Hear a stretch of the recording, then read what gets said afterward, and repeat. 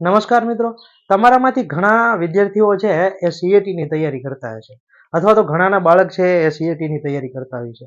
તો સીએટીની અંદર એક આવો પ્રશ્ન પૂછાય છે કે ભાઈ નીચે આપેલી આકૃતિમાં કેટલા ચોરસ છે, બરોબર? તો બાળક છે આ ગણવામાં એને તકલીફ પડતી હોય છે કે ઘણી વખત ક્યાંક ને ક્યાંક એકાદું ચોરસ છે એ ભૂલાઈ જતું હોય છે અને બાળકનો જવાબ ખોટો પડતો હોય છે. આજે આપણે એની શોર્ટકટ ટ્રીક જોવાની છે કે ભાઈ આની અંદર ચોરસ કેટલા છે એ સરળતાથી કઈ રીતે ગણી શકાય. તો સૌ પ્રથમ તો આપણે જોવાનું છે આમાં બે પદ્ધતિ છે. જો અહીંયા કણે તમે જોશો ને તો 1 2 અને 3 આ બાજુ પણ 3 ખાના છે, 1 2 અને 3 આ બાજુ પણ 3 ખાના છે. જ્યારે બંને બાજુ 3 ખાના હોય ત્યારે કઈ રીતે ગણી શકાય? તો કે સૌ પ્રથમ આપણે નંબર લખવાના છે, ભાઈ એકડા લખવાના. શું કઈ રીતે? તો કે અહીંયાથી શરૂ કરવાનું છે, 1 આ 2 અને 3 આ લખાઈ ગયું. એ જ રીતે આપણે આમ ઊભું પણ લખવાનું છે, 1 પછી અહીંયા 2 અને અહીંયા 3. હવે શું કરવાનું છે? તો કે સામે સામે જે ક્રોસમાં આવે છે અહીંયા 3 સાથે 3, 2 સાથે 2 અને 1 નો 1, બરોબર? એક કોઈની સાથે નથી તો 1 નો 1 લખશું. 2 સાથે 2 છે તો એનો ગુણાકાર કેટલો થશે? 2 2 4, તો વત્તા 4 કરશું. એ જ રીતે 3 ગુણ્યા 3 એટલે કેટલા થશે? 9, બરોબર? આ બધાનો સરવાળો છે 9 ને 1 10, 10 ને 4 14. તો આ ચોરસની અંદર છે એ ટોટલ 14 ચોરસ આવેલા છે આકૃતિની અંદર.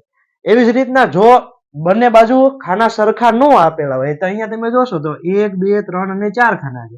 જ્યારે ઊભા જોશો તો 1 2 3 અને 4 અને 5 ખાના છે, બરોબર? તો ત્યારે કઈ રીતે કરવું? તો કોઈ વસ્તુ આપણે છે એમાં ચેન્જ કરવાની નથી, થોડોક ફેરફાર થશે. ભાઈ નંબર તો પેલા આપણે લખવાના જ છે, 1 2 3 અને 4, 4 નંબર લખાઈ ગયા. એવી જ રીતના ઊભા 1 2 3 4 અને 5, 5 નંબર લખાઈ ગયા. હવે સામે સામે જોડી દેવાના છે. કઈ રીતે? તો કે ભાઈ 5 ની સામે કોણ આવે છે? તો કે 4, 4 ની સામે 3, 3 ની સામે 2 અને 2 ની સામે 1, બરોબર? ગુણાકાર કરતું જવાનું.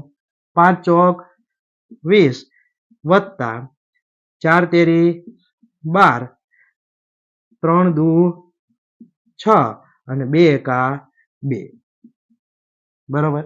આ રીતે જ્યારે તમે લખશો તો 20 વત્તા 6 અને 7 8, બરોબર? 28, 28 માં 2 નાખો 30, 30 ને 10 40, બરોબર? આ રીતે આનો સરવાળો થશે 40. તો આ આકૃતિની અંદર કેટલા ચોરસ આપેલા છે? 40 ચોરસ આપેલા છે. આપણે આવી રીતના કોઈ પણ ગમે એટલા ખાનાવાળા ચોરસ આપેલા હોય તો આપણે એની અંદર ચોરસ ગણી શકીએ છીએ.